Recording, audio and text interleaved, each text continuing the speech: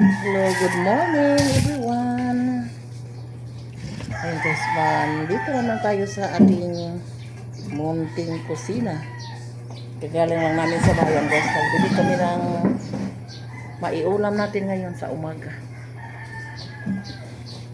Bili ako ng pansit kasi magsinabaw ako ng pansit fresh Mickey. So yung sangkap namin ay pasayan. Hindi muna tayo magkarne ngayon kasi bago pa tayo magkarne guys. So, yung isahog natin dito ay hipon. Balatan natin para walang tawag dyan. Pagapsap sa ating pansit. Muna budget guys kasi mahal na lahat. Tumaas lahat ang presyo. Yung pinta na natin may hindi tumaas. Siguro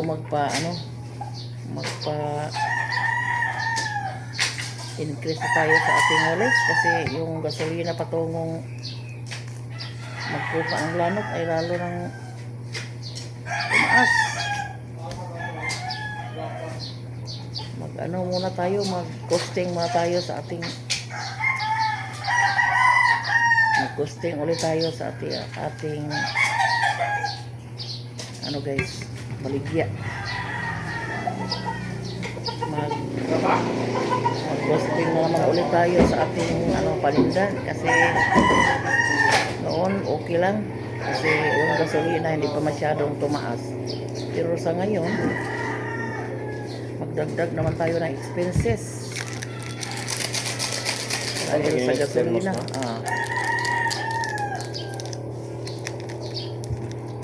Simula na tayo magluto sa ating pansit fresh Mickey.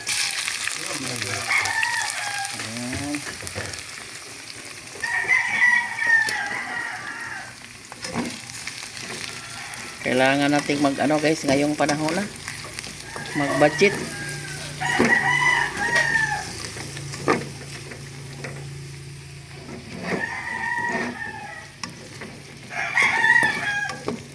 Wala nang daghang sagol-sagol kay mas daghan og sagol, mas daghan og gasto.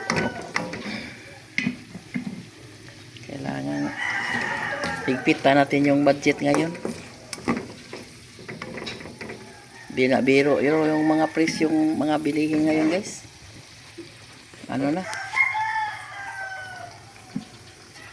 Kailangan ng tipid-tipid. Bili ng lamas, yung Bombay, isa ka buok. Ingon na tong daig tindira akong gipalitan ba. Iko, pila mag kilo sa pansit? 60 na ang fresh Mickey. Sabi ko, paano na yung 100 kong budget?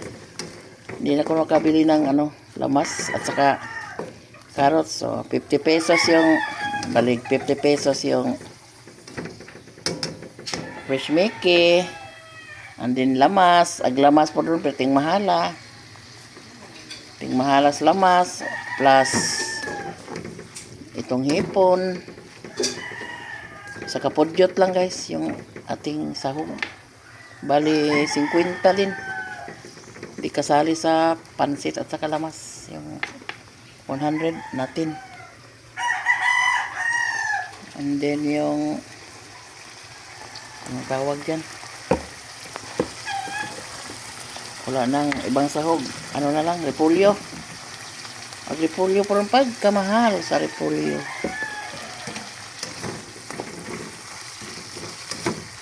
Usa ka slice, 30 pesos. Ginoong Diyos. Pero wala tayong magawa. So, kailangan na nating mag-increase sa ating, siguro, walis tambo. Kasi ang layo nating kuhaan ng materyales. Ano yung gasolina is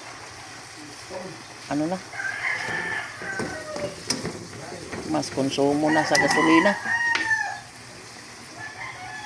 Yan, kumulo na yung ating sabaw na mayroon ng repolyo. Ilagay natin ang ating fresh Mickey. Ayan. Bites na guys.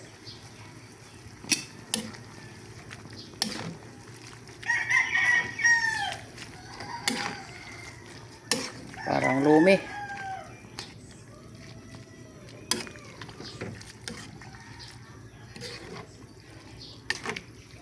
Yun o guys, kaduhan na isudan. Dalawang ulam na ito guys. Balik 50 na fresh Mickey.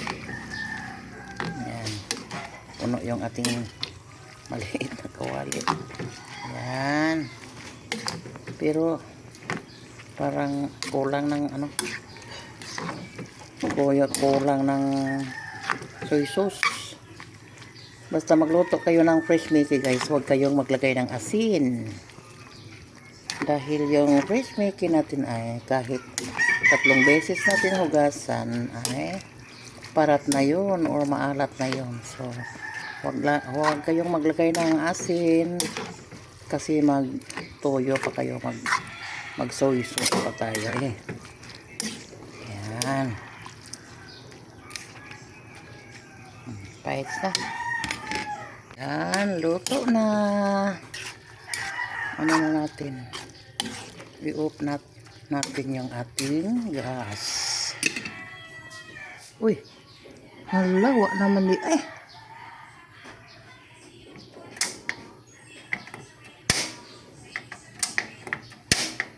Ay. Sorry po, naubos na yung gas. Pero naluto na.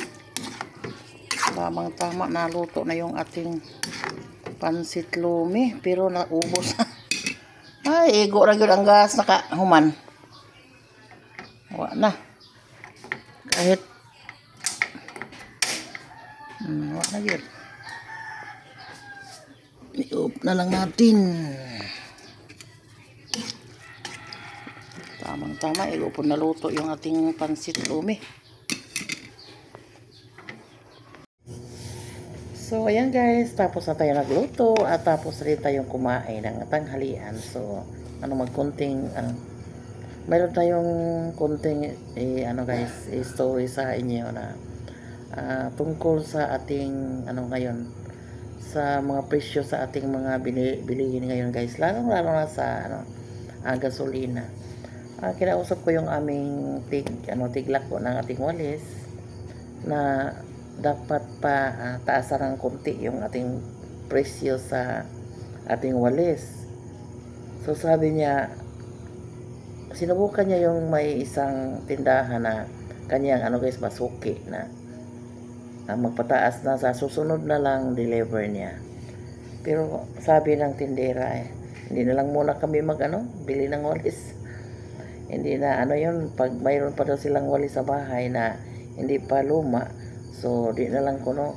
Dahil yun yung sabi ng mga mamimili sa kanila. Uunahin daw nila yung